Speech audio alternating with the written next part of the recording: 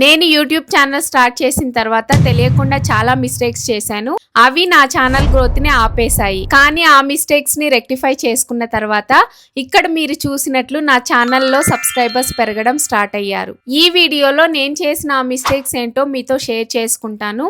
అలాగే ఈ వీడియోని ఎండ్ వరకు చూస్తే మీ ఛానల్ గ్రోత్ ని ఆపుతున్న ఆ బిగ్ మిస్టేక్స్ ఏంటో మీకు కూడా అర్థమవుతుంది. చాలా మంది బిగ్ క్రియేటర్స్ కొత్తగా యూట్యూబ్ ఛానల్ స్టార్ట్ చేసిన వాళ్ళకి ఒక సజెషన్ ఇస్తారు. మీకు ఇంట్రెస్ట్ ఉన్న టాపిక్స్ తీసుకొని ఆడియో క్లియర్ గా ఉన్న హై క్వాలిటీ వీడియోస్ ని కన్సిస్టెన్సీగా అప్లోడ్ చేస్తూ వెళ్తే ఒక రోజు వైరల్ అవుతారు, సబ్స్క్రైబర్స్ వస్తారు అని చెప్తారు. సో నేను కూడా ఇది నమ్మి కుకింగ్, కామెడీ, పాజిటివ్ టాక్ అలాగా నాకు నచ్చిన వీడియోస్ ని ఒక్క రోజు కూడా మిస్ కాకుండా కన్సిస్టెన్సీగా పోస్ట్ చేశాను. బట్ సబ్స్క్రైబర్స్ మాత్రం పెరగలేదు. అప్పుడు మేబీ నా వీడియో ఆడియో క్వాలిటీ బాగలేదేమో అని OnePlus మొబైల్ నుంచి ఐఫోన్ కి అప్గ్రేడ్ చేశాను. ఈ మైక్ నుంచి హాలీల్యాండ్ మైక్ కు మారి క్లియర్ ఆడియోతో ఉన్న హై క్వాలిటీ సినిమాటిక్ వీడియోస్ ని అప్లోడ్ చేశా. ఇప్పుడు నా ఆడియో క్వాలిటీ, వీడియో క్వాలిటీ రెండు పర్ఫెక్ట్ గా ఉన్నాయి కాబట్టి ఖచ్చితంగా నా ఛానల్ గ్రో అవుతుంది అని ఎక్స్పెక్ట్ చేశా. అయినా కానీ సబ్స్క్రైబర్స్ పెరగలేదు. అప్పుడు నాకు ఒక విషయం క్లియర్ గా అర్థమైంది. ప్రాబ్లం కెమెరా, మైక్ కన్సిస్టెన్సీలో లేదు. ప్లస్ ఇది చాలా డిమోటివేటింగ్ గా అనిపించింది. ఎందుకంటే నేను యూట్యూబ్ ని సీరియస్ గా తీసుకొని 1 year ఇంట్లో వాళ్ళని టైం అడిగి స్టార్ట్ చేశాను. కానీ ఈ మిస్టేక్స్ తోనే 6 months అయిపోయింది.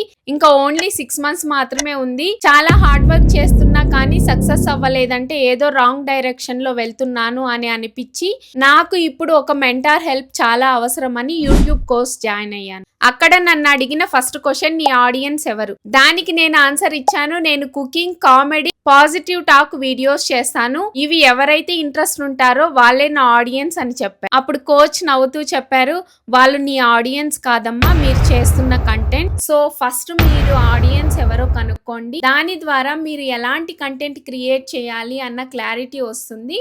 ఆ తర్వాత మీ ఛానల్ గ్రో అవ్వడం స్టార్ట్ అవుతుంది అని చెప్పి కొన్ని క్వశ్చన్స్ ఇచ్చి దీనికి ఆన్సర్ చేస్తే మీరు ఎలాంటి వీడియోస్ చేయాలి అన్నది క్లారిటీ వస్తుంది.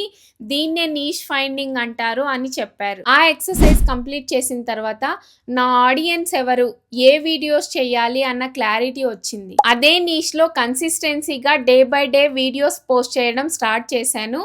ఆ తర్వాత నుంచి ఇక్కడ మీరు చూసినట్లయితే నా ఛానల్లో సబ్స్క్రైబర్స్ పెరగడం కూడా స్టార్ట్ అయ్యారు. సో యూట్యూబ్ లో సబ్స్క్రైబర్స్ పెరగాలంటే కెమెరా, మైక్ అప్గ్రేడ్ కంటే ముందు మీ ఛానల్ క్లారిటీ అప్గ్రేడ్ చేసుకోవాలి. ఇది ఎంత క్లియర్ గా ఉంటే మీ ఛానల్ గ్రోత్ కూడా అంత ఫాస్ట్ గా ఉంటుంది. ఇప్పుడు ఈ నీష్ అనేది ఎంత ఇంపార్టెంట్ అంటే, మీరు కుకింగ్ ఛానల్స్ ని ఎగ్జాంపుల్ గా తీసుకుంటే వాళ్ళు కుకింగ్ అనే నీష్ కి స్టిక్ అయ్యి ఆడియన్స్ కి హెల్ప్ అయ్యేలాగా క్వాంటిటీస్ మెన్షన్ చేస్తూ సీజనల్ ఫుడ్ ని ప్రిపేర్ చేస్తూ ఇన్ఫర్మేటివ్ వీడియోస్ చేస్తున్నారు. మీరు ఎంటర్టైన్మెంట్ ఛానల్స్ ని ఎగ్జాంపుల్ గా తీసుకుంటే లైక్ కామెడీ నీష్ లో ఉన్న ఛానల్స్ ని వాళ్ళు కూడా 90% సేమ్ నీష్ కు స్టిక్ అయ్యి వీడియోస్ చేస్తున్నారు. సో మీరు కూడా ఫస్ట్ మీ నీష్ ని ఫైండ్ అవుట్ చేయండి. నేను మెన్షన్ చేసిన క్వశ్చన్స్ కి ఆన్సర్ చేస్తే మీరు ఈజీగా నీష్ ని ఫైండ్ అవుట్ చేయగలరు. అది ఈ వీడియో కింద కమెంట్ చేయండి. నేను మీ నీష్ క్లియర్ గా ఉందా లేదా అనేది చెక్ చేసి రిప్లై ఇస్తాను. ఈ వీడియో ఇన్ఫర్మేటివ్ గా అనిపిస్తే లైక్ చేయండి. ఇలాంటి యూట్యూబ్ గ్రోత్ కంటెంట్ కోసం subscribe to my channel. Thank you.